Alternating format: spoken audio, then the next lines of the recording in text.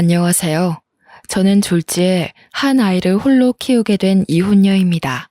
저도 수많은 사연자들 중에 하나가 될 수 있는 사람이었다는 걸 여태 모르고 살았네요. 제가 겪은 불행에 대해선 저 또한 무지했고 안일했다는 걸 지나고 나서 후회를 하고 있습니다.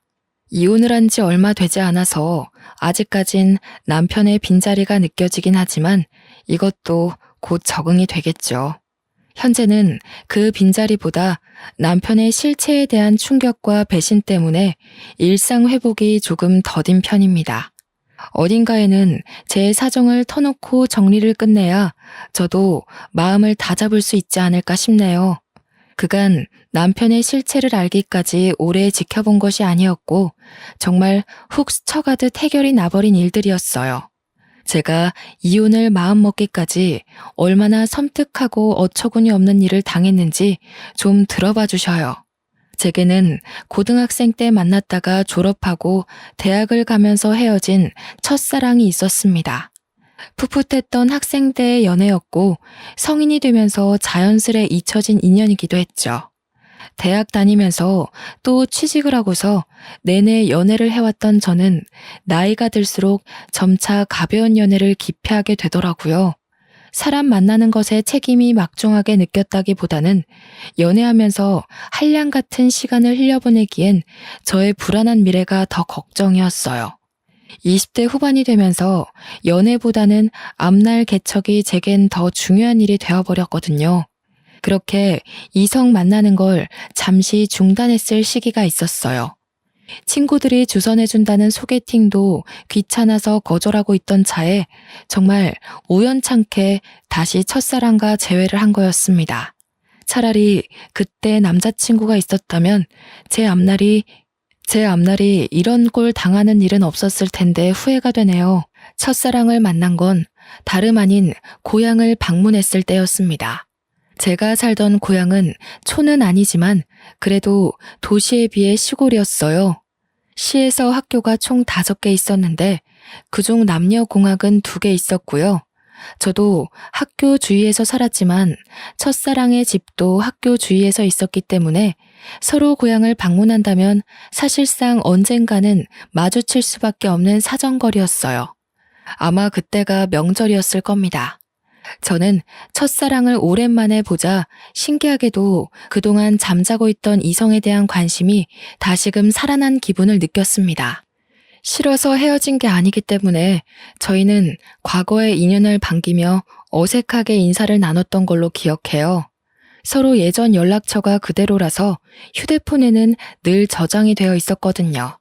그래서 인사랑 간단한 안부만 묻고 헤어진 그날 밤, 명절날 밤 첫사랑한테서 술 한잔 하자고 연락이 왔어요. 고등학교를 졸업하고 서로 대학 생활을 응원하며 헤어졌던 저희는 그렇게 인연을 다시 시작하게 되었죠. 예전 인연인 걸 떠나서 어떻게 보면 고등학교 동창인 셈이기도 하잖아요. 다시 만났다 보니까 나눌 이야기도 많고 함께 그릴 어린 시절 추억도 꽤 많더라고요. 그 때문에 더 급속도로 가까워진 저희는 결혼을 약속하게 되었고 첫사랑이 제 남편이 되는 아름다운 결혼 과정을 만들었네요. 당시 남편은 보험 설계사로 활동하고 있었는데요. 나이가 30대 초반밖에 안 되었는데 실적이 나쁘지 않아 수입이 높은 편이더라고요. 그래서 저희는 신혼을 시작할 때부터 살림이 괜찮았고 넉넉한 상황에서 바로 아이 계획까지 할 수 있었습니다.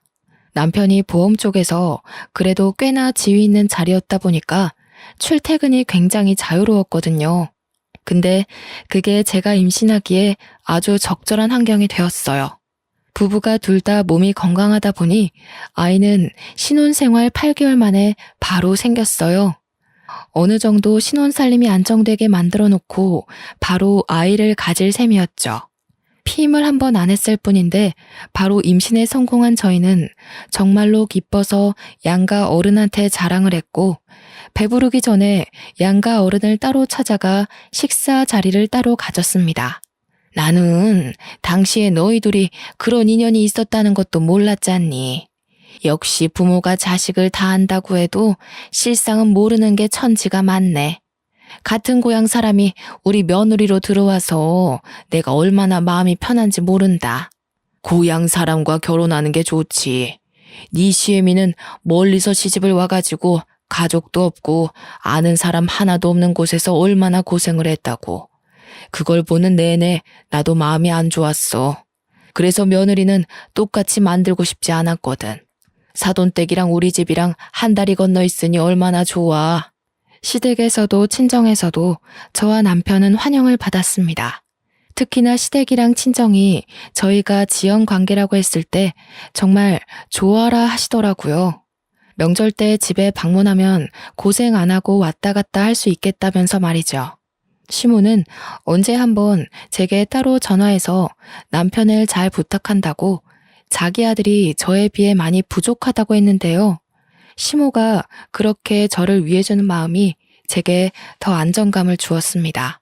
신혼 첫 출발 때만 해도 결국 돌고 돌아 만난 인연과 참 잘 만나서 결혼을 했다고 생각을 했었어요.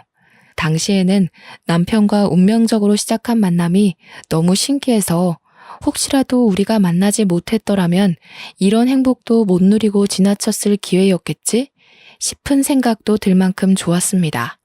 남편도 매번 저더러 역시 가슴속에 남는 사랑은 첫사랑밖에 없다면서 저와 결혼한 걸 무척 행복해했어요.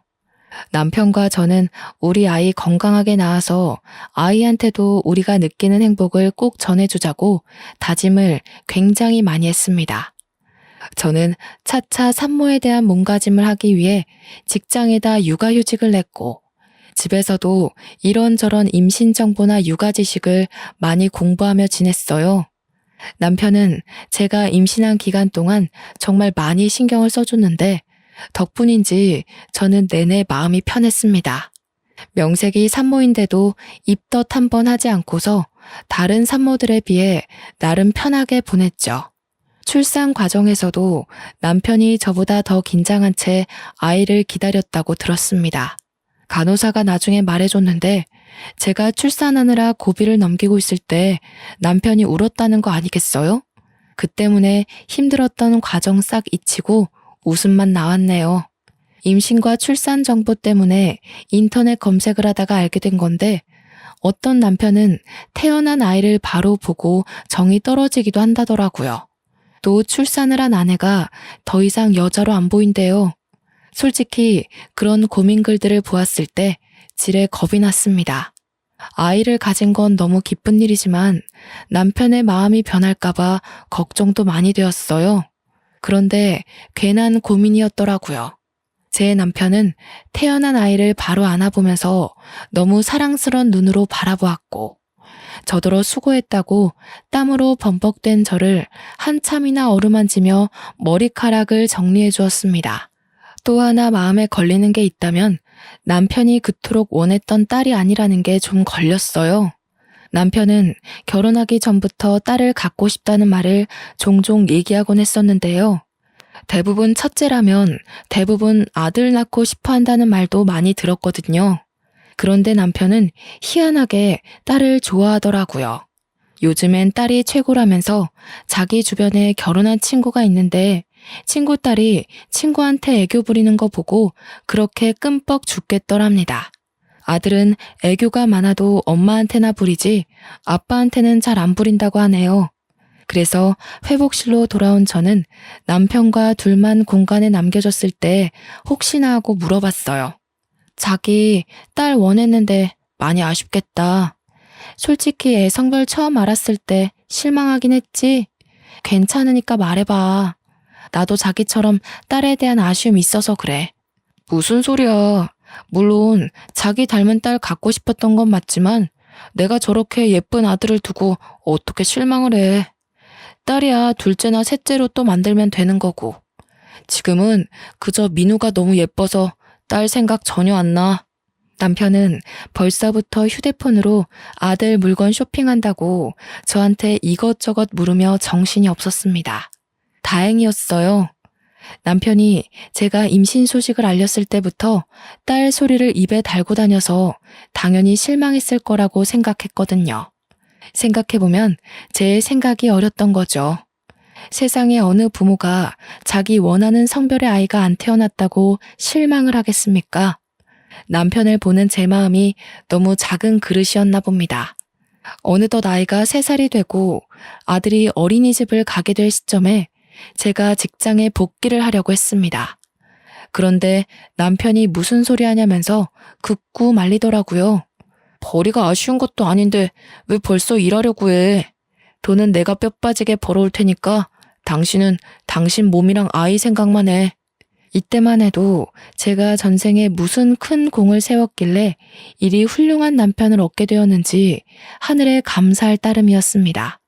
남편은 그동안 제게 신경을 쓰느라 고객 관리에 소홀할 수밖에 없었는데 그걸 몰아서 처리하느라 갑자기 바빠졌어요. 남편 출퇴근이 되게 자유롭다고 말씀드렸잖아요. 그 때문에 남편은 오로지 고객 시간에 맞춰주느라 자정돼서 집을 나서기도 했습니다. 아이가 어린이집을 다니면서부터 남편이 유독 자정부터 새벽을 들락날락거리다가 아침에 기절하는 경우가 많았어요. 남편이 이렇게 바빠지니 문득 제가 임신한 기간 동안 남편이 정말 일 대신 나한테만 신경을 써주는구나 하면서 미안하더라고요. 아무리 그동안 일에 소홀했다고 해도 그렇지 회사에서 사람을 이렇게까지 굴리면서 일을 시키는 게 좀 너무하다 싶었습니다. 그래서 한 번은 남편한테 물어봤어요. 도대체 어떤 고객이길래 매번 사람을 새벽에 부르고 난리야? 아니, 자기 회사도 좀 너무한다. 그래도 대한민국 복지 요즘 괜찮아지고 있는 실정인데 무슨 이렇게 밤낮 없이 사람을 뛰게 만들어. 아, 몰라. 진짜 피곤한 사람이야. 그동안 일 게을리했으니까 벌 받는 게 마땅하지. 내가 또 좀 잘하는 보험사야? 당신 남편이 고객한테 얼마나 인기 많은 직원인지 모르지?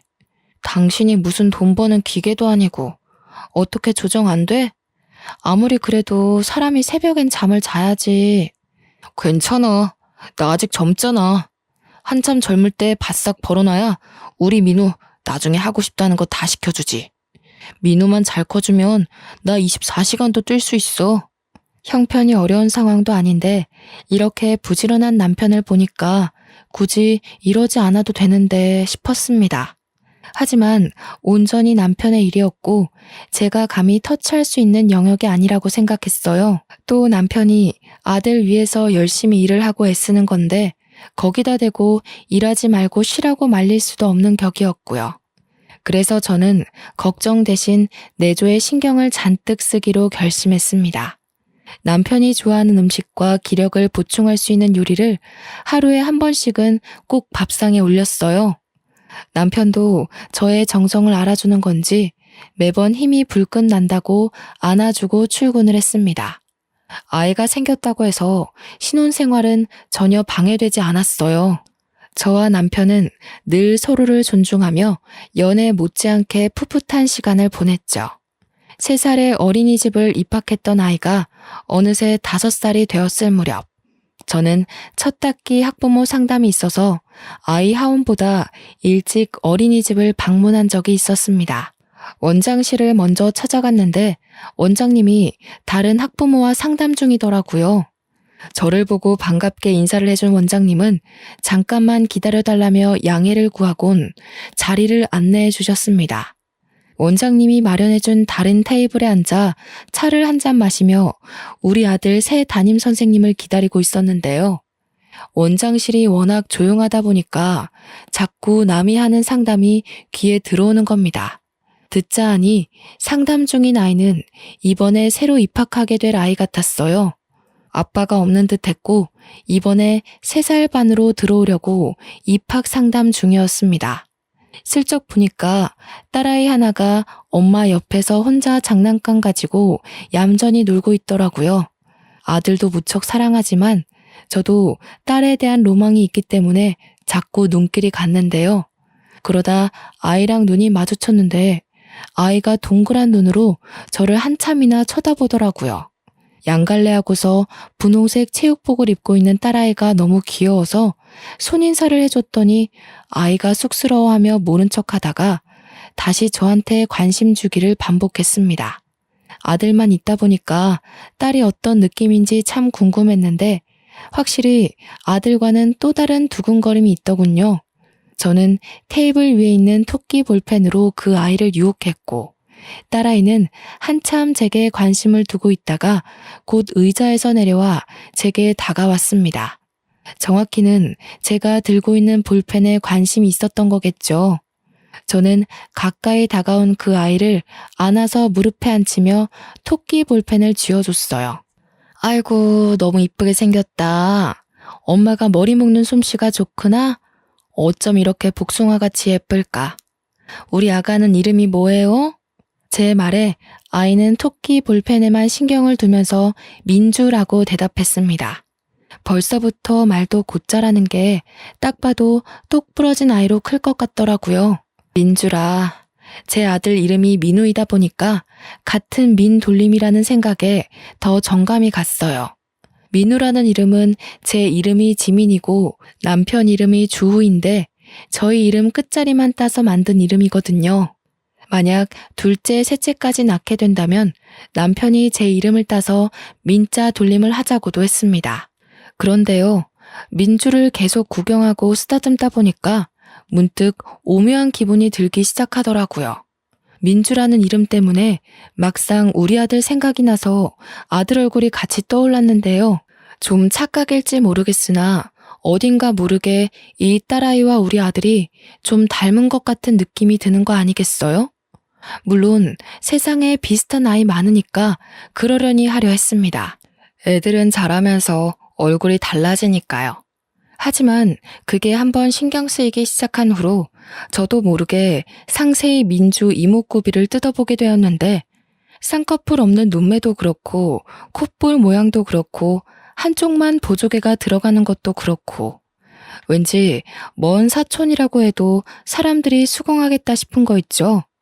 원장님과의 상담이 끝났는지 민주의 엄마가 아이를 찾다가 곧 제품에 있는 아이를 보고서 죄송하다고 사과를 하며 애를 데려갔습니다. 아니에요. 민주가 너무 귀여워서 제가 불렀는걸요. 애가 어쩜 이렇게 이쁜지 모르겠어요. 저도 딸 하나 낳고 싶었는데 민주 보니까 더 그러네요. 이번에 입학하시나 봐요? 네. 제가 둘째를 가졌는데 그럼 첫째를 제대로 봐주기 어려울 것 같아서요. 웬만하면 5살쯤에 어린이집 보내고 싶었는데 애 아빠가 출장이 잦아서 안 되겠더라고요. 아빠가 없는 줄 알았는데 그게 아니라 기러기 가장인 것 같았어요. 하마터면 실수를 할 뻔했지 뭡니까. 그렇게 민주 엄마와 간단히 안면을 트고서 저도 상담을 마친 뒤 우리 아들과 같이 하원을 했습니다. 아들한테 떡볶이 한 컵을 사주고 집에 들어갔는데 도착하자마자 신발장 앞에 있는 남편과 마주쳤어요. 남편이 집에 있는 줄도 몰랐습니다. 깜짝 놀라서 언제 왔냐고 어디 가냐고 하니까 업무용 태블릿을 깜빡해가지고 집을 지나가는 길에 잠시 들러서 챙겨간다고 왔다네요. 그러고는 바빠서 얼른 가봐야 된다고 하길래 조심해서 가라고 저도 급히 배웅을 했죠. 그 와중에도 아들 바보인 남편은 아들이 주는 떡볶이까지 한 입 먹고 나갔습니다. 남편 바쁜 거야 우리 아들이 어린이집을 다니기 시작할 때부터 그랬으니까 그러려니 생각하고 넘겼어요. 그러나 바로 그날 저녁 남편이 친구 아버지 상 때문에 집에 못 들어갈 것 같다고 빈소에서 바로 출근해야겠다면서 먼저 자라고 하더군요. 친했던 친구의 아버지 상인데 결혼한 친구도 아닌데다가 외동이라서 친구 혼자 빈소를 지켜야 된대요. 그래서 남편이랑 다른 친구들이 도와주기로 했다고 합니다. 그랬구나. 당신 오늘도 얼마 못 자고 출근했잖아. 무리되지 않게 시간 나면 눈 좀 붙여. 친구분들이랑 돌아가면서 도와줘도 되니깐. 잠도 못 자고 출근하다가 혹시 졸음운전으로 사고 날라. 알겠어. 민우랑 밥 먹고 내 걱정은 하지 말고 자. 혹시나 집에 들릴 수 있으면 들어갈게. 참, 민우가 동물원 가고 싶다고 하더라고. 이번 주말에 시간 빼놓을 테니까 당신도 알고 있어. 가정도 챙기고 자기 마누라도 아들도 잘 챙기는 남편이라 저 또한 남편의 안위가 늘 걱정인 사람입니다. 남편의 친구라는 사람은 저도 모르는 사람이 아니었기 때문에 더더욱 마음이 갔고 남편의 자처를 이해할 수 있었어요. 그래서 저도 그 전화를 끊고 내내 마음이 안 좋았죠. 왜냐면 아버지 상을 당한 남편 친구는 예전에 한번 남편이 친구들 만나 술 마시고 뻗는 바람에 만난 적이 있었거든요. 혹시 또 언제 무슨 일이 생길지 몰라서 제가 그때 그 친구와 연락처를 주고받았었어요. 그때 몇 번 안면 트고 말을 텄던지라 막상 저 또한 아버지 상을 모른 척하는 게 솔직히 마음에 걸렸습니다. 몇 번을 고민 끝에 바쁠 테니 문자라도 남길까 싶어 결국 연락을 했는데요. 그런데 생각보다 빨리 날라온 친구의 답장에서 저는 한동안 머릿속이 텅 비어졌습니다. 남편 친구가 전혀 제 말을 이해하지 못하는 거 아니겠어요? 저한테 영문 모르는 답장을 잔뜩 보내더니 오히려 제 말에 남편 친구가 놀라서 전화를 걸어오지 뭡니까? 아버지 상이라뇨? 제 아버지 돌아가신 지가 언젠데요. 어디서 갑자기 그런 말을 들으셨어요? 설마 형준이 그 자식이 그래요? 당황한 저는 남편 친구에게 말을 버벅대며 상황을 설명해 주었습니다. 그랬더니 남편 친구가 오히려 당황하면서 나중에 다시 전화 주겠다고 끊어버렸어요. 그러곤 시간이 지나도 연락이 안 왔습니다. 혹시나 싶어 남편한테 전화를 걸었더니 통화 중이더라고요. 한참 나중에 남편 친구에게 날라온 문자에는 제 남편이 자기 아버지 상이 아니라 다른 친구 아버지 상을 착각해서 말한 것 같다는 내용이 나열되어 있었습니다. 얼마나 정신이 없으면 이런 걸 헷갈릴 수 있는 건가요? 남편의 착각이 이해되지 않아서 남편 친구 문자에 답장을 못하고 있었으나 결국엔 믿을 수밖에 없었습니다. 제가 이걸로 물고 늘어지면 상을 당한 친구의 입장도 난처할 거 아닙니까? 친한 친구의 아버지가 돌아가신 거니까 정신이 없었을 수도 있겠다 생각하며 그렇게 최대한 애써 이해하는 쪽으로 마음을 다잡고 있던 중이었습니다. 그때 아들이 태블릿 하나를 들고 오면서 게임 틀어달라고 졸랐는데요. 그 태블릿은 남편이 업무 볼 때 늘상 들고 다니는 거였어요. 저는 남편 친구한테 죄송하다는 문자를 쓰다 말고 놀라서 아들을 잘 설득해 태블릿을 다시 빼앗았습니다. 그런데 남편이 분명 낮에 태블릿 챙겨간다고 집에 들렸지 않습니까? 어째서 이게 아들 손에 있는 걸까요? 남편이 쓰는 태블릿은 이거 하나인 걸로 알고 있는데 남편이 집에서 챙겨갔다는 기계는 뭘까요? 그날따라 이해 안 되는 남편의 태도가 많았습니다. 때마침 번쩍하고 켜진 태블릿 화면에는 저는 깜짝 놀라고 말았습니다. 웬 아이 얼굴이 있었는데요. 당연히 그 사진의 주인공은 우리 아들이었어요. 그런데 제가 놀랐던 건 잠금 화면이 아니라 내부 화면이라는 거죠. 손가락으로 살짝만 건드려도 잠금 화면이 넘어가는데 남편은 귀찮아서 기기에 잠금을 걸지 않거든요. 그렇게 쉽게 잠금 화면을 열고 다시 들어갔더니 우리 아들이 아닌 웬 어린 여자아이의 사진이 담겨 있는 겁니다.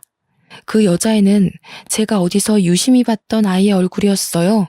바로 낮에 원장실에서 봤던 민주라는 딸아이였죠.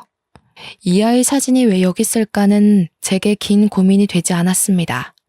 민주 사진을 보자마자 민주의 얼굴이 다시 떠올랐는데 왜 그렇게 정감이 가고 익숙한가 했더니 우리 아들이 아닌 제 남편과 이목구비가 똑 닮은 거 아니겠습니까? 그걸 깨닫는 순간 제 머릿속 회로는 남편의 모든 모습을 의심하기 시작했고 온몸의 털이 바짝 솟았습니다. 대체 이게 무슨 의미일까요? 왜 제 남편과 이 여자애가 닮았으며 왜 남편 태블릿에 이 딸아이의 사진이 저장되어 있는 거죠? 민주는 저도 낮에 어린이집에서 본 게 처음이었어요. 남편이 민주 사진을 갖고 있다는 건 저보다 더 먼저 민주를 알고 있어야만 가능한 일이지 않습니까? 그 사진만 바라보며 멍청하게 서 있던 저는 머릿속에 떠오르는 또 다른 사람, 민주 엄마를 생각하자 출장을 많이 간다는 민주 아빠의 존재가 설마 내 남편은 아닐까 하는 의심이 들기 시작했어요. 한번 꼬리를 무는 의심은 걷잡을 수 없이 번져갔고 저의 온 머릿속을 지배하고 말았습니다. 저는 남편 곁에서 언뜻 봤던 고객 정보 데이터를 찾아 들어갔어요. 민주 엄마의 이름을 모르니까 수많은 정보를 뒤져도 찾기가 쉽지 않더라고요. 그러다 정말 기가 막히게 제게 하나의 목록이 눈에 들어왔는데 아기 실비보험으로 등록된 민주 이름이었습니다. 그걸 눌러보니 아이 개월수상 제가 알고 있는 그 민주가 맞는 듯 했어요. 저는 그걸 휴대폰으로 찍고 그곳에 적힌 주소를 당장 찾아갔습니다. 어처구니 없었던 건 주소가 참 익숙하더군요. 이 여자 동네가 우리 고향이지 뭡니까? 심지어 제가 학교 다닐 때 지나가면서 많이 봤던 그 아파트더라고요. 저는 친정에 먼저 들려서 아들을 맡기고 그곳을 찾아갔습니다. 경비가 없는 아파트였기 때문에 여자 집 대문 앞까지 들어온 건 어려운 일이 아니었어요. 하지만 막상 초인종을 누르는 게 겁이 났습니다. 당시에는 이걸 누르는 순간 행복했던 제 결혼 생활이 산산조각 날 게 두려웠거든요. 눌렀는데 만약 진짜 남편이 여기서 나오면 어쩌나, 친구 아버지 상을 당했다는 게 거짓이면 어쩌나, 그럼 나랑 내 아들은 앞으로 어찌 살아가야 하나 여러 가지 걱정이 들면서 눈앞에 닥친 현실을 부정하려고 망설였던 것 같아요. 그때 안에서 사람이 나오려는지 문 앞에서 웅성대는 소리가 들렸는데요. 쓰레기 버리는 걸로 어쩌고 저쩌고 대화를 나누는 중이었습니다. 저는 문과 가까워진 그 목소리에서 이미 마지막 남은 희망을 모두 내던져 버렸어요. 그리곤 곧바로 열린 문 안을 통해 피하고 싶던 현실을 확인하게 되었죠. 아악 하고 볼품없게 소리 지른 남편이 진심으로 놀라 나자빠지는 거 아니겠습니까? 더 안쪽에서는 무슨 일이냐며 뛰쳐나온 여자가 하나 있었는데요. 바로 민주 엄마였습니다. 민주 엄마는 유부녀 같지 않게 야시시한 잠옷을 입고서 민주를 안고 있었어요. 보아하니 민주가 감기라도 걸린 건지 아픈 것 같더군요. 민주 엄마 손에는 저번 달에 우리 아들이 아픈 바람에 급하게 샀던 노란색 체온계와 같은 게 쥐어져 있었어요. 그제야 저는 남편이 태블릿 핑계로 몰래 집을 왔다가 불이 나게 나갔던 이유를 알았고, 친구 아버지 상을 핑계로 집에 못 들어온다는 말까지 이해가 되었습니다. 그 모든 게 다 불륜을 저지르고 있었기 때문인 거예요. 어떻게 여기를... 여보, 그러니까 이게 있잖아. 저 사람은 내 친구 동생인데 친구가 같이 있다가 잠깐 앞에 담배 피러 갔거든? 어떻게 네가 나랑 민우를 두고 이런 짓을 벌일 수가 있어? 너는 여기가 장례식장이니? 네가 나한테 뭐라고 거짓말했는지도 까먹은 거야? 아, 장례식장. 그건 다른 친구고 빈소에서 잘 수가 없어서 친구 집에 따라온 거야. 오해하지 마. 나중에 진짜 친구 들어올 거야. 전화해줄까? 넌 나를 호구로 보는구나. 이 상황에서도 잔머리 굴릴 생각밖에 없어? 너 같으면 이 상황에 네 변명이 신빙성 있다고 생각하니? 오해라고 설득하고 싶으면 저 아이랑 너 친자검사부터 해보지 그래? 뭐? 뜬금없이 친자검사를 왜 해? 내가 저 아이랑 그런 걸 해야 하는 이유가 없잖아. 설마 저 애가 내 아이라고 생각하는 거야? 여보, 나 그런 사람 아니야. 그래도 명색에 한 입을 덮고 산 부부인데 내가 네 이목구비 하나 못 알아볼까봐 유전자라는 게 참 무서워. 저렇게 버젓이 증거를 드러내주니까 말이야. 남편을 밀치고 집 안으로 들어간 저는 그때부터 브레이크 없는 자동차처럼 밟짓만 했습니다. 신발까지 신고 들어간 저는 민주의 물건을 찾기 위해 집안 물건을 뒤지며 돌아다녔어요. 그러자 민주를 내려놓은 민주 엄마가 다짜고짜 저를 쫓아와서 제 팔을 붙잡으며 막아섰습니다. 뭐 하시는 거예요? 신발을 신고 들어오면 어떡해요? 기본적인 예의도 없어요? 그쪽 남편이 오해라고 얘기했잖아요. 경찰에 신고하기 전에 당장 나가요. 예의? 그쪽은 예의가 있어서 가정 있는 남자 꼬드겨 애를 낳았습니까? 뻔뻔하게 감히 유부남 끌어들여서 살림을 차려요. 보아하니 직장도 없는 것 같은데 생활비도 다 제 남편이 대줬나 보죠? 가진 것 없는 년이 배짱만 두둑하네요. 뭐라고? 그래. 그렇다면 어쩔 건데요? 유부남들이 바람나는 이유가 뭐겠어요? 현부인한테 질리고 매력을 못 느끼니까 눈 돌리는 거 아니겠어요? 남의 집 쳐들어와서 깽판 치기 전에 스스로가 얼마나 못난 사람이었는지 반성이나 하세요. 내가 쳐들어와서 불안한가 봐요? 상상 이상으로 발악하시네. 왜요? 남편한테 아직 완전한 확신을 못 얻었나 보죠? 근데 어쩌나? 그 확신 얻기 힘들 거예요. 본부인도 나 몰라라 하고 바람피는 남자가 두 번째 여자라고 얼마나 애틋하겠어요? 뻔뻔하게 불륜을 대단한 권위인 것처럼 떠벌리는 상간녀를 보니 어처구니가 없었습니다. 우선은 제 귀로 불륜이라는 걸 확실히 들었으니 민주와 제 남편의 친자 확인만 하면 되었기에 저는 상간녀를 무시하고 욕실로 향했어요. 민주 칫솔로 보이는 작은 걸 가지고 바로 나왔죠. 그러자 상간녀가 제 손에 있는 걸 빼앗으려고 저를 붙잡더라고요. 저는 그대로 상간녀의 뺨을 후려치며 넘어뜨렸습니다. 애 생각해서 이 정도만 손 쓰는 줄 아세요. 불륜녀라니 애한테 부끄럽지도 않아요?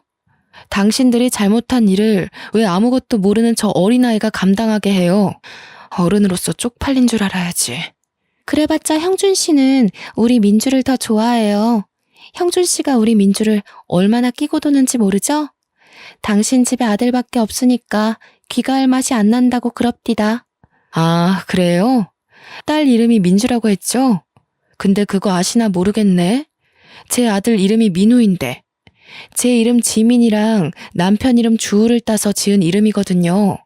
혹시 남편이 먼저 나서서 민주라고 짓자 하지 않던가요? 보니까 그것도 내 이름이랑 남편 이름을 따서 만든 이름 같은데요. 사실 이건 확실한 정보가 아니었고 단지 제가 어림잡은 추측이었지만 놀랍게도 제 말이 진짜인가 보더라고요. 다른 건 모르겠고 남편이 민주라는 이름을 고집했다는 것만큼은 사실 같았습니다. 상간녀가 눈에 핏줄이 설 정도로 울음을 참으면서 남편을 째려보는데 그 모습만 봐도 제 추측이 맞다는 걸 알겠더군요. 그러나 잔머리 좋은 남편은 상간녀 눈빛 다 무시하고 구석에서 몰래 머리를 굴리고 있었습니다. 상간녀와 자신의 딸 안위보다 저한테 소송당해서 명예에 실추될 걸 걱정하고 있었나 보더라고요. 제가 상간녀와 말씨름을 끝내고 대문으로 향하자 대문 곁에 서 있던 남편이 저를 붙잡았습니다. 여보, 내가 설명할게. 제발 이러지 마. 우선 앉아서 얘기해 볼래?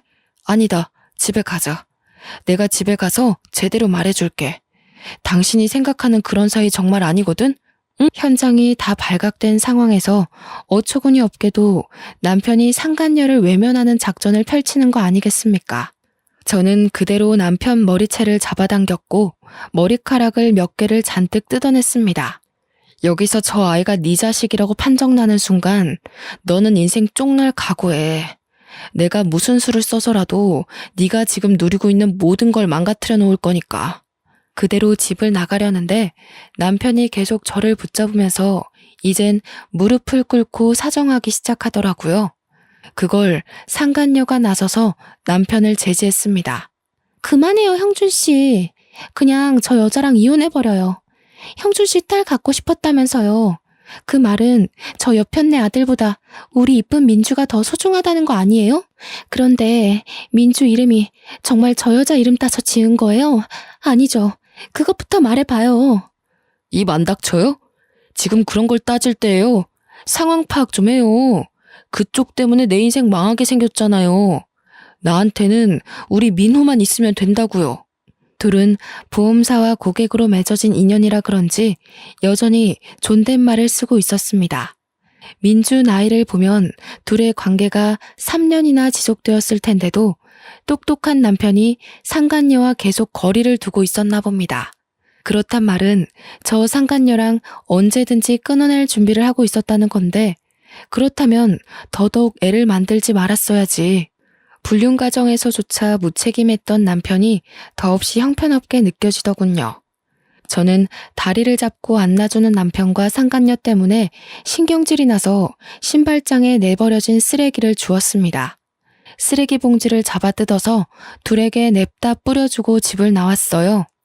모든 걸 지켜보면서도 울음 한 번 안 터뜨리던 민주와 마지막으로 눈이 마주쳤던 것 같은데 그 어린 딸아이가 놀랐겠지만 어쩔 수 없었네요. 그렇게 진행한 친자검사에서 역시 민주는 제 남편의 유전자를 받은 게 맞다는 결과를 받았습니다. 그걸 토대로 저는 그대로 이혼 소송과 상간녀 소송을 시작했어요. 남편이 입대기 전에 제가 먼저 양가 부모들께 이혼 사유를 밝혔는데요. 친정 쪽에서는 남편의 두 집 살림에 대해서 노발대발 화를 냈고 시댁 쪽에서는 저한테 하염없이 사과만 하시더라고요. 시댁의 저 자세를 보고서 아들 하나 잘못 둔 탓에 시부모가 괜히 노후에 고생한다고 생각했네요. 우리 아들이 부족하다 했는데 결국 너한테 그런 몹쓸 짓을 했구나. 애미 된 사람으로서 참 부끄럽고 면목이 없다. 그래도 민우를 두고 너희가 어떻게 갈라서니? 그 어린 것이 무슨 죄가 있어서 부모를 잃어야 돼. 저도 민우 때문에 생각 많이 해봤는데요. 어머님 생각도 일리가 있지만 한편으론 그런 아빠가 있다는 게 오히려 민우한테 상처가 될 수도 있는 거잖아요. 어머님 아버님께서 저한테 잘해주신 거 압니다. 그래도 대놓고 저를 농락한 남편을 어떻게 믿고 살겠어요. 같은 여자로서 어머님이 제 마음 헤아려 주실 거라 생각할게요. 그날을 마지막으로 저는 시부모에게 오는 연락을 한 통도 받지 않았습니다. 가끔씩 문자로 손주 사진이라도 좀 보내달라고 부탁하시는데 그 연락마저 안 받고 있어요. 그리고 제가 소송한 뒤로 남편은 제대로 몰락하기 시작했는데요. 이미지 중요한 보험회사에서 남편의 불륜 사실은 손바닥으로 하늘을 가리는 수준이었고 남편 때문에 그 회사가 불륜 회사로 낙인 찍히는 바람에 결국 남편은 해고를 당했습니다. 상간녀도 진짜 남편 친구의 동생이었던 건지 남편이 아닌 남편 친구가 저한테 연락이 와서 제발 소송 취하해달라고 부탁을 하지 뭡니까? 자기가 여동생 교육 똑바로 시키겠다고 집에 형편이 어려워서 위자료 내려면 빚까지 내야 된다고 하더라고요. 제가 소송을 취하해주면 그 상간녀는 평생 반성도 안 하고 제 욕만 하면서 살 거 아닙니까? 남편도 빼앗겨, 아이 아빠도 빼앗겨, 가정도 빼앗겨. 이 상황에 돈이라도 챙겨야 되지 않겠냐고 욕심내는 사람 따로 있고 호구 잡히는 사람 따로 있냐고 했더니 남편 친구가 아무 말도 못하는 거 있죠. 한날은 신혼집의 마지막 짐을 정리한다고 방에 있었는데 바깥에 혼자 있는 줄 알았던 아들 쪽에서 어떤 말소리가 들리더라고요. 나가봤더니 남편이 제 아들 앞에 무릎을 꿇고 있는 거 아니겠습니까? 뭐 하는 거야, 애 앞에서? 당장 그만 못 둬? 우리 이러는 게 뭐 자랑이라고 애까지 신경 쓰게 만들어. 애가 5살이라도 알 건 다 안다는 거 몰라? 내가 어리석었어. 딸이 좋아서 그랬던 게 아니야. 그냥 나도 모르게 마음이 흔들렸어. 그렇다고 너한테 마음이 식은 게 아니라 나는 여전히 너 좋아하는데 몰라. 왜 그랬는지 모르겠어. 왜 그랬는지 모르겠는 그 마음이 당신 본성이라는 거야. 당신은 지금 아니더라도 언제든지 눈 돌렸을 사람이고 나도 민우도 그런 남편, 그런 아빠는 필요 없어. 마지막 짐을 담은 캐리어를 끌고서 아들을 데리고 그냥 집을 나와버렸습니다. 짐을 다 챙긴 건 아니었어요. 그렇다고 대단한 물건을 두고 온 것도 아니라서 미련 없이 나와버렸네요. 아들한테는 저와 남편이 이렇게 갈라서고 부딪히는 모습 최대한 안 보여주려고 했는데 혹시나 아들에게 큰 트라우마로 남는 건 아닐지 걱정이 되더라고요. 앞으로 이혼 가정의 아이는 어떻게 키워야 잘 키울 수 있을지 많이 공부해야 될 것 같습니다. 그렇게 저는 잔뜩 받은 위자료와 재산을 챙겨 아들 데리고 친정으로 갔어요. 참, 제가 유치원에 가서 우리 아들 퇴소 처리를 할 때 상간녀에 대해서도 원장님께 알려드렸거든요. 원장님이 깜짝 놀라시면서 마침 제가 오면 물어볼 게 있었다고 했는데요. 그렇잖아도 민주 어머님께서 아버님 전화번호라고 적어둔 연락처가 있었는데 희한하게 익숙한 번호더라고요.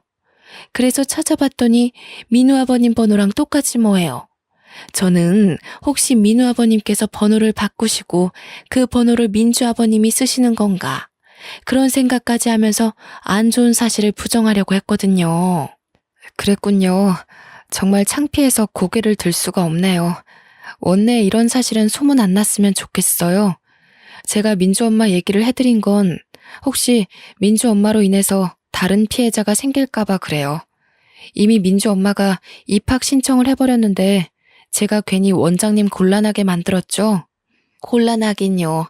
전혀 아닙니다. 용기 내서 말씀해 주신 거 감사해요. 괜히 묻어뒀다가 다른 학부모님들이 아시게 되면 그때 상황은 더 커지는 거잖아요. 원장인 입장에서 그렇게 둘 수는 없지요.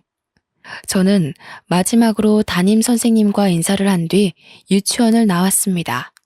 아이 유치원 졸업 때까지는 고향집에서 지내게 될 것 같은데 시댁이 그쪽에 있다 보니까 언젠가는 남편을 만나게 될 게 좀 불안하더군요. 그렇다고 수십 년을 이곳에서 지낸 친정 부모더러 이사를 가자고 할 수도 없지 않습니까? 더군다나 부모님이 이 고향 지역에 굉장한 애착이 있으시거든요. 번잡한 시내가 싫어서 한적한 끄트머리 동네에 살고 있다는 걸 알기 때문에 고민이었죠. 그렇다는 고민을 언제 한번 친정 부모님께 말한 적이 있었는데 저는 그것에 대해 이사를 고집하고자 말씀드린 게 아니거든요. 그런데 친정 부모님께서 어느 날 아파트 한 채를 보고 오더니 팜플렛을 보여주는 겁니다. 저기 앞에 도성국에 넘어가는 언덕이 있지? 왜? 너 결혼 인사 왔을 때 공사 시작했었잖아. 거기 아파트 이번에 다 만들어졌는데 구조가 너무 예쁘게 생겼더라고. 그러니까 민우 걱정 때문에 종일 그렇게 앓지 말고 이사 가자. 너 민우 애비 때문에 내내 밥도 제대로 못 먹고 있잖아. 민우를 어떻게 할까 싶어가지고. 역시 엄마라는 존재는 전지전능한 게 분명하다고 느꼈습니다. 제가 힘들까봐 우리 아들을 신경 써서 봐주는 아빠한테도 고마웠지만 딸의 마음을 들여다봐주고 알아채준 엄마에게 무엇보다 든든한 기운을 받았어요. 제가 제 아들의 변화를 하나하나 유심히 관찰하는 저처럼 엄마도 자식인 저의 마음을 상세히도 지켜봤나 봅니다. 이사라고 해봤자 같은 동네였지만 저는 전 남편 집과 거리가 멀어지는 것만으로도 충분했어요. 원래 집에서 40분 걸리는 거리를 일부러 버스를 타고 이곳으로 오지 않는 이상 마주치긴 어려워진 셈이거든요. 그렇게 저는 본격적인 이사 준비에 들어갔고 거하게 받은 위자료와 본래 집 팔아 챙긴 돈 덕분에 새 집으로 옮기는 건 문제되지 않았습니다. 당분간은 제가 취직을 하고 자리를 잡기까지 고향집에서 지낼 생각이에요. 그때쯤이면 아이도 학교를 가게 되겠죠? 남편은 이사 가기 전에 저희 집을 찾아갔었는지 또 문자가 왔더라고요. 아직까지도 제발 자기 한 번만 용서해달라고 비는 중입니다. 사람이란 자고로 실수를 할 수밖에 없다고 하나 분류는 예외여야 되는 게 아닌가 싶어요. 손버릇, 술버릇, 바람버릇 이거 세 가지는 실수라는 말이 통할 수 없는 것들이라고 봅니다. 당연히 용서해줘도 안 되는 버릇들이고요. 저는 용기 있게 남편과의 연을 끊어가려 노력 중이지만 가끔씩 제가 과연 잘하고 있는 건가 흔들릴 때가 있습니다. 그래도 엄마라는 사람이 굳건해야 제 아들도 아빠 없다는 불안감 없이 씩씩하게 자라주겠죠. 그 유일한 생각이 저를 심지궂도록 힘을 주는 이유입니다. 정말 사연을 쓰면서도 당시의 잔상 때문에 몇 번이고 소름이 돋았습니다. 도대체 세상에는 얼마나 많고 다양한 불륜이 존재하는 걸까요? 제가 결혼하기 전 불륜 사연을 정말 많이 봤거든요. 남편이란 작자가 바람을 필 때 어떤 표정과 태도를 취하는지도 지나가는 식으로 봤었는데 역시 직접 당하는 순간 모든 게 백지 상태가 되어버리네요. 제가 지금까지 들려드린 불륜 사연, 저는 어디에서도 들어보지 못한 전개였는데 혹시 다들 비슷한 사연자 보셨을까요? 남편 닮은 애를 보고 불륜을 눈치채게 된 또 다른 사연자 이야기를 들은 적이 있다면 좀 알려주세요. 그 사람은 어떻게 대처를 하셨는지 문득 궁금합니다. 화가 나서 키보드를 마구 두들겼다 보니 어느새 인사말을 전할 때가 왔네요. 모두에게 화창한 앞날만 가득하길 바라면서 저는 이만 글을 마치도록 하겠습니다. 감사합니다.